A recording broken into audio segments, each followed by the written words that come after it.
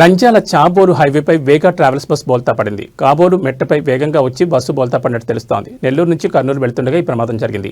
బస్సులోని 6 ప్రయాణికులకు గాయాలయ్యాయి. హైవేపై పెద్ద రాయి ఉన్నదని ఈ ప్రమాదం జరిగినట్లు డ్రైవర్ చెప్తున్నాడు. గాయపడిన ప్రయాణికులకు నంద్యాల సర్వజన ఆసుపత్రిలో చికిత్స పొందుతున్నారు. ట్రాఫిక్ పోలీసులు కేసు నమోదు చేసుకుని దర్యాప్తు చేపట్టారు.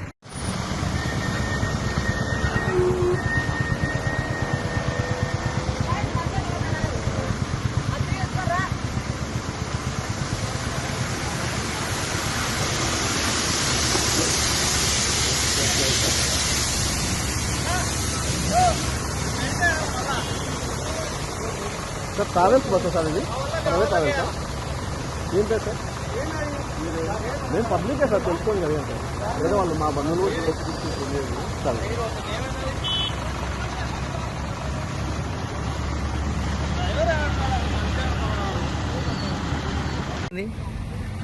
హైవేలలో తాగుబోతులు పెడుతున్నారో తెలీదు, ఎవరు పెడుతున్నారో తెలీదు. హైవేలలో బండ్లు స్పీడ్లో పోతుంటాయి, స్లోగా పోతుంటాయి. కానీ కాకపోతే మధ్య రోడ్లో రాళ్ళు పెట్టడం దేనికి? ఎవరు రాళ్ళు పెడుతున్నారు? అది హైవే వాళ్ళు మీరు గమనించాల్సిన విషయం.